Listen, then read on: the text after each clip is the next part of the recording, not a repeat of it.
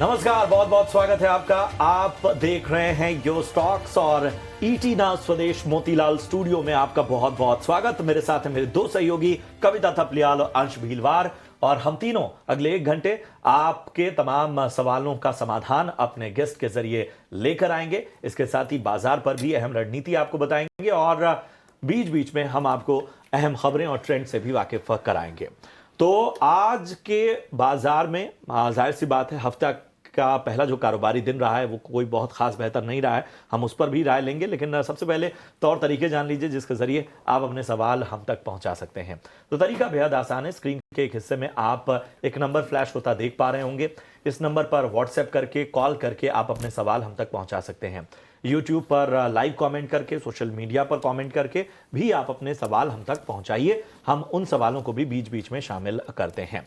इसके अलावा आपको बता दें कि बाजार पर भी राय हम रखेंगे। और बाजार में देखिए इस वक्त निफ्टी जो है वो 23,350 के पास इस वक्त कारोबार करता हुआ, और जाहिर सी बात है कि हफ्ते का पहला कारोबारी दिन कुछ खास अच्छा नहीं है। ये लगातार बाजार में चौथा दिन है जब गिरावट देखी जा रही है निफ्टी में।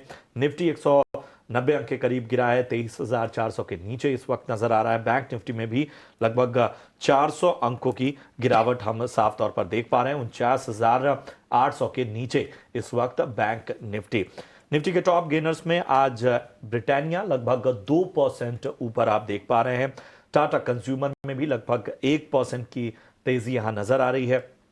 एचयूएल भी लगभग 1% चढ़ा हुआ है, और एमएनएम, भारतीय एयरटेल, कोटक महिंद्रा बैंक जैसे स्टॉक्स भी आज पॉजिटिव साइन दे रहे हैं। लेकिन दबाव देखिए टाटा स्टील पर, पूरे मेटल पॉकेट पे मैं कहूंगा दबाव है। और जो एक्स्ट्रा टैरिफ का ऐलान हुआ है ट्रंप गवर्नमेंट की ओर से, उसका इंपैक्ट हम देख पा रहे हैं। टाटा स्टील लगभग 3.5% नीचे, जेएसडब्ल्यू स्टील 3.25% नीचे। इसके अलावा हिंडाल्को देखिए लगभग 2.25% की यहां पर गिरावट देखने को मिल रही है।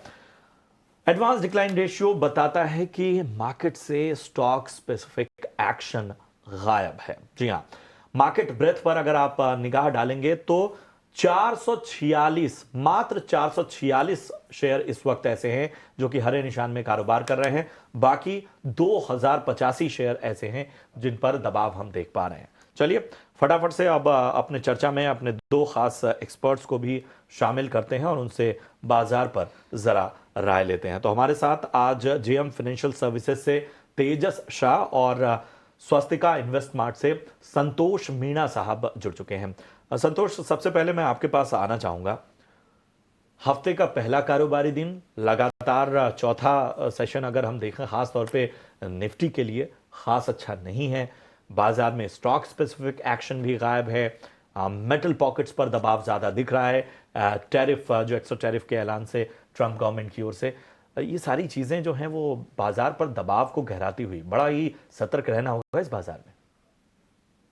यस प्रशांत, गुड मॉर्निंग। सो मार्केट का क्वेश्चन यही उठता है कि मार्केट को और क्या चाहिए। बढ़िया बजट रहा, आरबीआई ने रेट कट कर दिया, दिल्ली इलेक्शन में बीजेपी की शानदार जीत रही, उसके बावजूद भी मार्केट मोमेंटम नहीं पकड़ पा रहा है। वो एक थोड़ा सा काफी डिसअपॉइंटिंग फैक्टर है। ग्लोबल क्यूज डिस्करेजिंग है, बट मुझे पहले जब ग्लोबल क्यूज अच्छे थे, ग्लोबल मार्केट्स चल रहे थे, तब भी हम अंडर परफॉर्म कर रहे थे। तो ये जो मार्केट में एक वीकनेस आ रही है, ये थोड़ा सा डिसअपॉइंटिंग है। लेकिन टेक्निकली एक लेवल है जो वॉच करना चाहिए, 23,300 जो निफ्टी को 20 डे मूविंग एवरेज है। जब तक इसके ऊपर है तब तक ये हम मान के चल सकते हैं कि जो ये पुल बैक रैली आई है सस्टेन करना चाहिए। अगर ये 23,300 के नीचे निफ्टी गया तो जो ये हमने रैली देखी, ये हम मान सकते हैं काउंटर ट्रेंड रैली थी। जो ओवरऑल ट्रेंड डाउन साइड का चला, उसमें एक काउंटर ट्रेंड रैली थी, और मार्केट वापस से अपना डाउन ट्रेंड जारी रखना चाहता है, और निफ्टी शायद अपने पुराने लो को भी रिविजिट कर दे। लेकिन जब तक 23,300 होल्ड है, उम्मीद बनी रहेगी कि एक डिप है, वापस मार्केट यहाँ से बाउंस बैक करेगा। तेजी कब आएगी? जब निफ्टी अपना 50 दिन का मूविंग एवरेज जो करीबन 23,750 800 के आसपास है उसको क्रॉस करेगा, तो फिर हमको 24,200 के लेवल देखने को मिल सकते हैं। तो आज ऑलरेडी हम करीबन 200 पॉइंट ऑलरेडी करेक्ट हो चुके हैं और इंपॉर्टेंट लेवल को अप्रोच कर रहे हैं। तो इस लेवल पे शॉर्टिंग तो नहीं है, मैं वॉच करूंगा 23,300 के आसपास मार्केट का बिहेवियर कैसा रहता है। सिमिलरली बैंक निफ्टी भी इंपॉर्टेंट जंक्चर के आसपास है, 49,000 या 650-700 का ही जोन है, जो ये क्रॉस करके बैंक निफ्टी ने तेजी दिखाई थी। एक डबल बॉटम फॉर्मेशन का ब्रेकआउट है यहीं पे 49,650-700 के आसपास। तो जब तक ये 49,700 होल्ड है तब तक हम मान सकते हैं कि ये डिप आया, ये बाइंग अपॉर्चुनिटी है। लेकिन जैसे ही बैंक निफ्टी भी ये 49,600 के नीचे जाएगा, तो फिर यहाँ पे भी रिस्क बनेगा कि ये जो तेजी आई थी, काउंटर ट्रेंड रैली थी, ये वापस फेल होने को तैयार है। और राइट, तो संतोष की तरफ से यहाँ पर 23,300 जो कि अहम लेवल निफ्टी के लिए, और 49,600 जो बैंक निफ्टी में ये बता रहे हैं अहम लेवल होगा देखने का कि अब यहाँ पर कामकाज के बाद अगर लेवल क्रॉस होता है तो और कितनी गिरावट गहरा सकती है। बहरहाल दर्शकों से जुड़ने का वक्त हो चुका है। यूट्यूब का सवाल लेंगे पहले, और तेजस, नितिन का मैं सवाल लूंगी। IRFC इन्होंने खरीदा हुआ है 91 के भाव पर। फोन लाइन पर मेरे साथ नहीं है तो मुझे नहीं पता कि इनकी रणनीति आखिर कितनी लंबी है या कितनी छोटी है, बट बेहतरीन मुनाफा यहाँ पर इन्होंने ओके 91 के भाव पे IRFC खरीदा हुआ है, राइट? जो जानकारी मेरे पास है। ऑलराइट, तेजस, अब इनको कितनी रुकने की आप सलाह देंगे? देखिए, IRFC की हम बात करें तो स्टॉक में एक लगातार करेक्शन मोड में चल रहा है। 229 का इसने हाई बनाया था 19 जुलाई के करीबन, और उसके बाद स्टॉक में हमने अच्छी खासी गिरावट देखी है। स्टॉक का जो बेस है वो करीबन 127 से लेके 130 के करीबन है, तो मेरे हिसाब से 127 का एक अहम स्तर है। ये लेवल का उनको एक ट्रेलिंग स्टॉप लॉस रखना चाहिए। अगर 127 के नीचे जाता है तो मेरे हिसाब से ये स्टॉक में दबाव और बढ़ सकता है। ऊपर में देखेंगे तो 140 से लेके 145 के बीच में काफी स्ट्रॉन्ग रेजिस्टेंस जोन है। जब तक सरपास नहीं करेगा कोई मेजर रैली आएगी नहीं है। तो मेरे हिसाब से अगर इनका लंबा नजरिया है तो 127 के स्टॉप लॉस से होल्ड करना चाहिए। स्टॉक में जो है बाइंग मोमेंटम आएगा ओनली अबव 145 लेवल। और राइट, IRFC में यहाँ पर एक बार बेशुमार इनको मुनाफा होता हुआ, और अगर फोन लाइन पर होते तो इनसे पूछना भी हम चाहते कि इस मुनाफे को अगर ये बांधना चाहें तो क्या रणनीति होगी। बहरहाल IRFC में ये सलाह आती हुई। अंश, अगला सवाल आप कौन सा ले रहे हैं? बिल्कुल, थोड़ा यूट्यूब से ही ले लेते हैं। अगर यहाँ पे हम देखें तो संतोष जी आपके पास आना चाहूँगा। ज़रा एक्सिस बैंक देखिए, इब्राहिम खान का सवाल है इसके ऊपर। स्टॉक देखें तो यहाँ पर कुछ सेशन से एक अपमूव तो दिया हुआ था। अगर दिसंबर लो से, जनवरी लो से देखें तो वहाँ से स्टॉक कुछ 8% ऊपर आ चुका है। उसके बाद में पिछले 4-5 सेशन से थोड़ा साइडवेज जाता हुआ नजर आ रहा है। तो बताइए, ये जो साइडवेज है ये ऊपर की तैयारी है या यहाँ से एक रिवर्सल एक्सपेक्ट किया जा रहा है? यस, अंश, स्टॉक की बात करें तो स्टॉक ने काफी अंडर परफॉर्म किया है, लेकिन चार्ट पर रिवर्सल के सिग्नल जरूर है। स्टॉक अपने एक इंपॉर्टेंट मूविंग एवरेज 20 डे के ऊपर ट्रेड कर रहा है। हालांकि ऊपर में इसको 1060 के आसपास जो इसका 50 डे मूविंग एवरेज है वो रेजिस्टेंस रहेगा, बट जब तक ये आपके 20 डे मूविंग एवरेज जो करीबन 990 के आसपास है, तब तक मेरा व्यू थोड़ा सा बुलिश साइड ही रहेगा। तो आप 990 के स्टॉप लॉस से बने रहिए। पहला टारगेट आपका 1055 1060 का रहेगा। अगर वो लेवल क्रॉस करता है तो जो फाइनल टारगेट आ रहा है मुझे इस रैली का, वो आ रहा है 1115 रुपए तक का। तो फिलहाल के लिए रिस्क रिवॉर्ड काफी फेवरेबल है। आपके लिए 20 रुपए का स्टॉप लॉस है, और अगर यहाँ से मूवमेंट आता है तो करीबन आपको 100 रुपीज की अपसाइड देखने को मिल सकती है। आपको राय मिलती हुई एक्सिस बैंक पर। यूट्यूब से ही अगला सवाल लेते हैं, और अनुज हमारे एक दर्शक हैं, राय जानना चाहते हैं यूको बैंक पे, और इनके पास अच्छी खासी क्वांटिटी में यूको बैंक के शेयर हैं। 5,725 शेयर इनके पास हैं, और इन्होंने लगभग 48.5 रुपए के आसपास की बाइंग की है। फिलहाल इनकी बाइंग प्राइस से हम देख रहे हैं कि लगभग 7 रुपए नीचे है स्टॉक।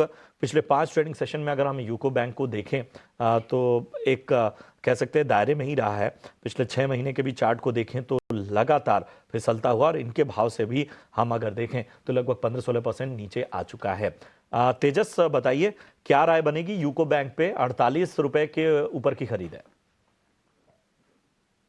देखिए, यूको बैंक का जो चार्ट स्ट्रक्चर है वो वीक है। Stock lower top lower bottom के फॉर्मेशन बना रहा है, और जो अपनी छोटी अवधि की मूविंग एवरेज है 20 दिन और 50 दिन, उसके नीचे कंसिस्टेंटली ट्रेड कर रहा है। लेकिन 38 और 40 के बीच में स्टॉक ने एक अच्छा खासा बेस बनाया है। रिसेंटली जो एक बॉटम बना था उसमें स्टॉक ने एक पॉजिटिव डाइवर्जेंस दिया है। तो मेरी सलाह रहेगी कि ये 38 के स्टॉप लॉस से होल्ड कर सकते हैं। स्टॉक में कोई बड़ी मूवमेंट आएगी नहीं अभी इमीडिएट बेसिस पे। 46 का एक अहम रजिस्टर से अगर वो सरपास होगा तो मेरे हिसाब से फ्रेश बाइंग मोमेंटम आ सकता है स्टॉक में, और ऊपर में हम 52 तक के लेवल भी स्टॉक में देख सकते हैं। तो मेरी सलाह है 38 के स्टॉप लॉस से स्टॉक में बने रहे लंबी अवधि के हिसाब से। और राइट चलिए यहाँ पर आपको स्टॉप लॉस के साथ लंबी अवधि के लिए रुके रहने की सलाह दी जा रही है। थोड़ा सा पीसीआर से गुजारिश करेंगे दोनों ही गेस्टों का ऑडियो बढ़ा दें, कई बार बोल दिया गया है। और बजाज हाउसिंग फाइनेंस का मैं अब ये स्टॉक लूंगी। अनुपम सिंह हमारे दर्शक हैं जिनका सवाल हम लेंगे। और संतोष आपके पास आएगा ये सवाल। 132 की इनकी खरीद है और ये क्लियरली घाटे में है, हालांकि इनका नज़रिया हमको पता नहीं है। पिछले 5 दिनों में हमने देखा है संतोष ये ऑलमोस्ट 121.73 के आसपास हमें जाता हुआ दिखाई दिया है। काफ़ी रेंज बाउंड मूवमेंट है इनकी, लेकिन कितना इनको और रुकना चाहिए और किस स्टॉप लॉस के साथ आप इनको सलाह देंगे? यस कविता, इस स्टॉक में बात करें तो कई इन्वेस्टर्स फंसे हुए हैं आईपीओ के बाद। इसमें वर्टिकल फॉल देखा हमने, क्योंकि आईपीओ के टाइम पे यूफोरिया बना था। बट मुझे लगता है एक पैनिक बॉटम बन चुका है यहाँ पे। इसने 100 रुपीज के आसपास एक बॉटम बना चुका है, तो मेरे हिसाब से 100 रुपीज के नीचे का एक स्टॉप लॉस लगाइए और बने रहिए। नियर टर्म में भी थोड़ा सा साइडवेज हो सकता है, लेकिन जैसे ही ये स्टॉक आपका 125 रुपए के ऊपर क्लोजिंग देगा, एक मोमेंटम बनते दिखेगा, फिर इसमें शायद एक वैल्यू बाइंग देखने को मिल सकती है जो स्टॉक को 150 रुपए तक लेके जा सकती है। तो आपके लिए स्टॉप लॉस रहेगा 100 के नीचे 99 लगा सकते हो, ऊपर में 125 निकलने के बाद 150 रुपए का टारगेट रहेगा। 150 रुपए का यहाँ पे टारगेट रहेगा। हालांकि ये अहम लेवल और स्टॉप लॉस आपको नोट डाउन करने की सलाह दी जा रही है। हम तो व्हाट्सएप पे भी हमें कई सवाल आ रहे हैं, तो वहां से भी एक सवाल ले लेते हैं। प्रमोद अग्रवाल का ये सवाल है आरती इंडस्ट्री पर। तेजस जी, मैं आपके पास आना चाहूँगा इस सवाल के लिए। ज़रा आरती इंडस्ट्रीज़ का चार्ट देखिए। हम देख रहे हैं कि इनकी खरीदारी करीबन 542 के भाव से है। अगर यहाँ से देखें तो कुछ 75 शेयर एक्चुअली ये होल्ड कर रहे हैं, और स्टॉक इस वक्त देखें तो वहाँ से नीचे ट्रेड करता हुआ नज़र आ रहा है। तो बताइए यहाँ पर क्या राय बन रही है? हम देख रहे हैं कि 542 तो काफ़ी समय पहले था, स्टॉक करीबन 4-5 महीने से उसके नीचे ही ट्रेड कर रहा है। अगर इन्हें लॉस देखें तो करीबन 15-16% का होता हुआ नजर आ रहा है। तो बताइए कि यहाँ से कितने चांसेस है ऊपर जाने के, और एक साथ ही साथ एक स्टॉप लॉस भी बता दीजिए।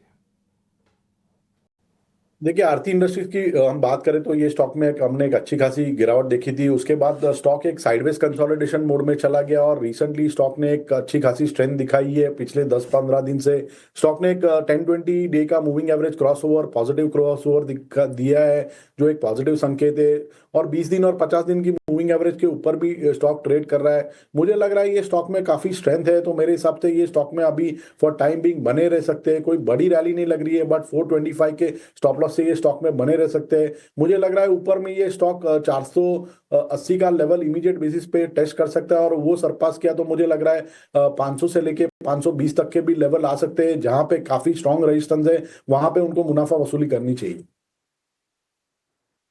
ये है राय आरती इंडस्ट्रीज पर आपको मिलती हुई। यूट्यूब पर एक हमारे दर्शक हैं, उनका सवाल लेते हैं। अरविंद कुमार जी का सवाल है, और इनका सवाल संतोष जी एनबीसीसी पे है।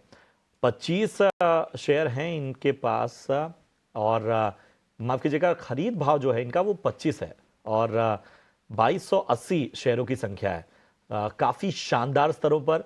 और नहीं, यहाँ पर आप ठीक करिए, यहाँ पर एनबीसीसी लिखा हुआ है, तो एनबीसीसी पे राय जानना चाहते हैं। और एनबीसीसी इन्होंने 25 के स्तर पे खरीदारी की हुई है और वहाँ से होल्ड करके चल रहे हैं। बताएं संतोष जी, एनबीसीसी 25 रुपए की खरीद के हिसाब से क्या राय बन रही है? यस प्रशांत, पहले तो इनको बधाई, इन्होंने बहुत अच्छे लेवल पे लिया है। स्टॉक में काफी अच्छा मुनाफा बन रहा है। बट मुझे लगता है अब इनको मोस्टली 70% पोजीशन से एक बार बुक कर लेना चाहिए। स्टॉक मुझे लगता है कि आने वाले 6 महीने साल भर बहुत ज्यादा कुछ देने वाला नहीं है। अपसाइड लिमिटेड है, डाउन साइड में एक रिस्क है। नीचे हो सकता है आपको 70 रुपए तक के लेवल भी देखने को मिल जाए, तो वहां आता है तो फिर शायद थोड़ी सी और क्वांटिटी बढ़ा सकते हैं। बट फिलहाल के लिए भी मुझे लगता है 60-70% पोजिशन काट लेना चाहिए। ऑलराइट, चलिए आगे बढ़ते हैं और यूट्यूब से ही हुमा खान हमारी अगली दर्शक, उनका सवाल हम लेंगे।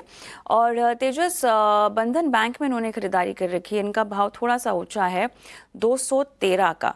और अगेन पिछले 1 महीने में अगर आप देखें तो यहाँ पर काफ़ी रेंज बाउंड मूवमेंट ही आती हुई दिखाई दे रही, बट बियॉन्ड 153 पिछले 1 महीने में हमने इसको जाते हुए नहीं देखा है। अब इनको आप अगर नियर टर्म आउटलुक सजेस्ट करना चाहेंगे तो आप क्या स्टॉप लॉस रेकमेंड करेंगे? देखिए, बंधन बैंक का जो चार्ट स्ट्रक्चर है काफी वीक है। Stock lower top lower bottom के फॉर्मेशन बना रहा है। स्टॉक अपनी 20 दिन और 50 दिन की जो मूविंग एवरेज है उसके ऊपर भी सस्टेन नहीं कर रहा है। अभी इमीडिएट बेसिस पे जो 50 दिन की मूविंग एवरेज है वो करीबन 157 158 के करीबन है। तो जब तक ये लेवल सरपास नहीं रहे होगा, मुझे लग रहा है स्टॉक में एक दबाव बना रहेगा। और नीचे में जो इसका जो प्रीवियस स्विंग लो है 137 140 के करीबन, वो रिटेस्ट हो सकता है। तो मेरे हिसाब से तो यहाँ से कोई एक माइनर पुल बैक रैली आती है तो इसमें से स्टॉक में से निकल जाना चाहिए, और जो दिग्गज शेयर है एचडीएफसी बैंक या तो एसबीआई में, उनको स्विच करना चाहिए। बिल्कुल, तो ये है राय बंधन बैंक पे आती हुई तेजस जी की तरफ से। लेकिन यूट्यूब पे भी कई सवाल आ रहे हैं, तो संतोष जी मैं आपके पास आना चाहूँगा। ये हिरेंद्र राठौड़ का सवाल है सुजलॉन पे, 500 शेयर होल्ड कर रहे हैं 65 के भाव से। तो ज़रा इसका चार्ट देख के बताइए कि यहाँ पर आपको क्या नज़र आ रहा है। ये सुजलॉन की बात करें तो सुजलॉन का स्ट्रक्चर फिर भी रिलेटिवली बेटर है और इसके नतीजे भी अच्छे आए थे। हालांकि फिर एक करेक्शन देखने को मिल रहा है। 50 रुपए का एक सपोर्ट है मेजरली, क्लोजिंग बेसिस पे हम देखें तो 48 का एक मेजर सपोर्ट रहेगा। तो ये 50 से 48 का जो बैंड है वो एक सपोर्ट जोन रहेगा। जब तक 48 के ऊपर एक बने रहिए, अगर ये 48 को होल्ड करने में कामयाब रहा तो मार्केट का मूड सुधरता है, तो ये स्टॉक आउट परफॉर्म कर सकता है। ऊपर में जिस दिन भी ये 62 का लेवल क्रॉस करेगा स्टॉक में मोमेंटम बनते दिखेगा। तो अभी फिलहाल के लिए 48 के स्टॉप लॉस से बने रहना चाहिए। ठीक है, 48 के स्टॉप लॉस के साथ बने रहने की आपको सलाह। व्हाट्सएप पर शिशिर श्याम का सवाल लेते हैं। Hyundai पर राय जानना चाहते हैं और इनकी जो खरीद भाव है वो मैं एक बार बता देता हूं। 1929 के भाव पे इन्होंने खरीदारी की हुई है। बताएं तेजस, क्या राय बन रही है? अगर हुंडई की हम बात करें तो ये स्टॉक ने एक अच्छी खासी रैली दिखाई पिछले 10 दिनों से। स्टॉक ने एक रिसेंटली 1610 का एक स्विंग लो बनाया था और उसके बाद लगातार ये स्टॉक ने एक अच्छी खासी रैली दिखाई है और ऊपर में 1929 का एक स्विंग हाई भी बनाया है। स्टॉक का जो चार्ट स्ट्रक्चर है काफी स्ट्रांग है। स्टॉक में एक फ्राइडे के सेशन में एक फ्रेश ब्रेकआउट आया है, क्योंकि स्टॉक थोड़ा माइल्डली ओवरबॉट जोन में है। तो मेरे हिसाब से ये स्टॉक में बाय ऑन डिप्स की रणनीति रखनी चाहिए। 1780 का एक अहम स्तर है, जब तक होल्ड कर रहा है मुझे लग रहा है बायस थोड़ा पॉजिटिव है। और ऊपर में जो इसके टारगेट्स बैठ रहे हैं वो करीबन बैठ रहे हैं 1930 के, और 1930 का लेवल अगर सरपास करता है तो हम 2000 तक के भी लेवल स्टॉक में देख सकते हैं। तो मेरे हिसाब से 1780 के स्टॉप लॉस से होल्ड करना चाहिए ये स्टॉक में। तो 1780 के जो आपका स्टॉप लॉस है उसके साथ बने रहने की आपको सलाह यहाँ पर। और 1930 का भाव अगर सरपास करता है तो 2000 के ऊपर के लक्ष्य आपको हासिल हो सकते हैं। बने रहने की सलाह।